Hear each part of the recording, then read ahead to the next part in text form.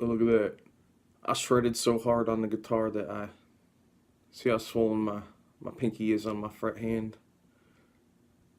I was playing so fast that I dislocated my pinky. That's some crazy stuff. Anyway, Artemus Toast here. It's been a while since I've done an upload for my underrated and underappreciated playlist. Typically, I dealt with musicians of various instruments that I felt were underrated and underappreciated for their contributions to music in general sense, and obviously their talent, etc.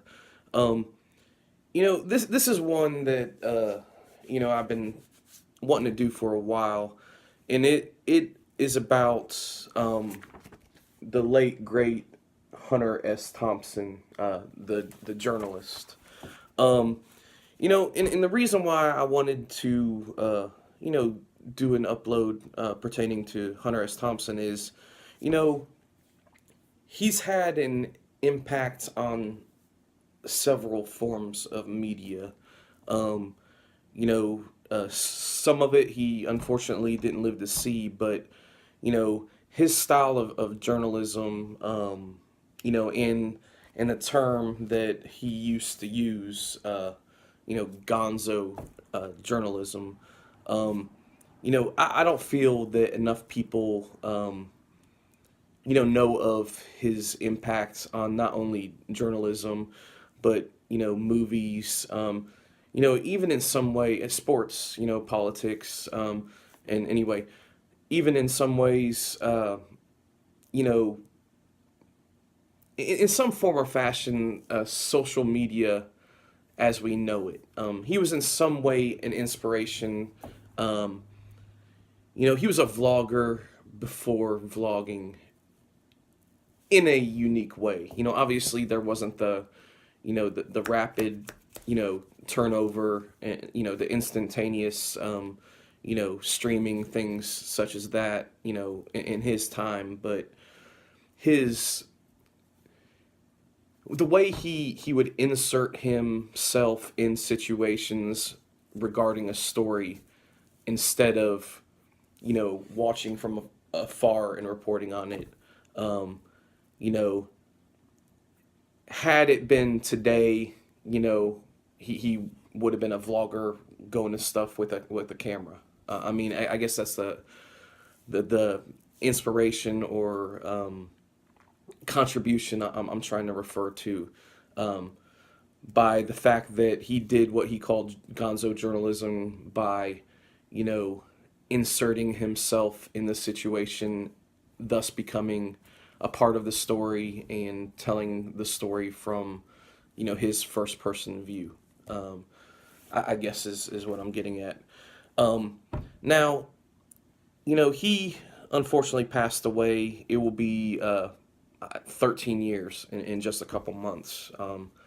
And unfortunately, he took his own life. You know, Enough of the sad part of the story, but you know, I was thinking that perhaps not enough young people know who this guy is, and you know, his reading's great, and I highly recommend it.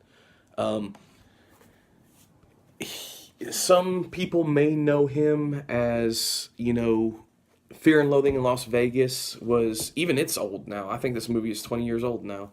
But it was a movie that came out, I believe, in 1998, starring, Johnny Depp as Raoul Duke, which was essentially just an alias for Hunter S. Thompson. Um, but it's basically the story of him and his attorney friend, um, you know, going to I think it was the Mint 400, like a motocross rally, but that's not what the story's about. It's a great movie. It's a heck of a book, which actually started as this is an original copy of the Rolling Stone of one of it was two articles, broken up in two articles. Unfortunately, I didn't get a very good copy. Someone cut something out of it, but started out as two Rolling Stone articles, and then made into a book format, and eventually into a movie. Um, there's also a movie from the early '80s. Can't remember the exact year where the actor that everybody loves, Bill Murray, played Hunter S. Thompson in a movie called Where the Buffalo Roam. Hunter S. Thompson was certainly a very eccentric character. Um, Brilliant writer, not afraid of danger, and I think that's what appealed to me, and why I read so like you know the man was fearless. It's I don't want to get into too much detail. That's why I highly recommend reading what he does. I mean, to give you an example, this is obviously is in an original print, but back in the '60s, he actually in the '60s, the Hell's Angels motorcycle gang club group, they were pretty dangerous. A lot of violent crime, and a lot of crime in general. And as a journalist, Hunter S. Thompson inserted himself into the Hell's Angels. So a really great read, of his times with the Hell's Angels. First person perspective, he was there. He didn't show up for a day to write about them. He lived with them for several months. Eventually, hit a point where they absolutely, brutally beat him. You know, like he not a lot of reporters. I mean, there are reporters and journalists that put themselves in danger, but you know, not quite to this effect. And there was a picture in here somewhere of him post, beat up, but whatever. He also, he was very big into politics. Actually, he in 1972, he traveled on the campaign trail, and reported upon it. He inserted himself in the situations, and he created a lot of situations himself. Great read. Even into shortly before he passed, he was even, part of the digital age. He was writing articles for ESPN.com. Hey Rube is one of his, if I'm not mistaken, one of the, if not the last publications while he was still living.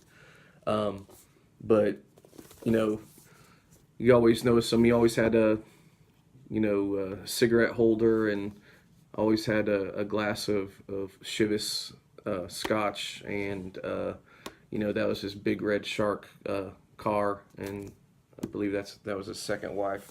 But anyway, even later in his life, he was still relevant, and writing, big sports fan, big football fan, big gambler. A lot of great stories about that, gambling cars, and lived a very, very interesting life, from an early age. He had one novel published. It was called The Rum Diary, which ironically was also a movie starring Johnny Depp from a few years ago. Not a good movie. The book is so much better. They eliminated characters in the movie. It didn't do it justification, the novel justification at all. Um, you know, you've probably seen a lot of the art associated, with it, especially, with the Fear and Loathing stuff. And that was an English artist,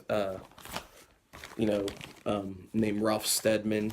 I highly recommend looking at his work. It's really interesting.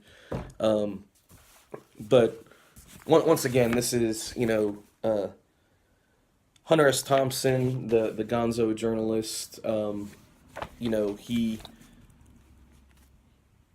He has a lot to do with, once again, the way, social media is applied now. I'm not saying he invented the format, but, I think he deserves at least some credit, as far as inspiration. in a lot of different forms of media, you hear the term gonzo in you know, besides the Muppet character, that's a word that is definitely associated with, Hunter S. Thompson. Um, you probably noticed in the background, in some of my uploads, I used to collect, like vintage, like beer glasses and beer cans and beer advertising things. 6 years ago next month, I gave up drinking, so I don't collect that stuff. Every once in a while, if there's a promotional thing out, I'll have a friend get one for me. But the reason why I'm bringing that up is, a beer manufacturer in Colorado. I got this off of the eBays about 12 years ago. Actually, had a tribute beer to him called Gonzo Porter, and Flying Dog Brewery is the name of the brewery. Another thing, the last thing I'm going to talk about, which is also, a testament to the guy's very unique life, is, you know, after he passed away, he was cremated, and his ashes were actually sent to a fireworks manufacturer and put in with fireworks. And he used to quite often use a logo that was, a blade with a two thumb fist holding a peyote button, and a Johnny Depp, from my understanding, actually had a big tower of that symbol erected on his land in Colorado, in Hunter S. Thompson's land in Colorado, and actually shot his Hunter S. Thompson's ashes in fireworks. I'm sure you can see some clip of that on the YouTubes. But anyway, that's why I feel that Hunter S. Thompson is underappreciated and underrated, and I highly recommend, if you haven't already, introduce yourself to his work, because it's very interesting reading, and it's a lot of things that couldn't be done today because of how instant everything is with reporting and media and things such as that. He put his own twist on something that was old, and once again makes for exciting reading. It's it's really interesting stuff. Once again, definitely compelling reading, and I'll stop saying once again, and Artemis Toast out.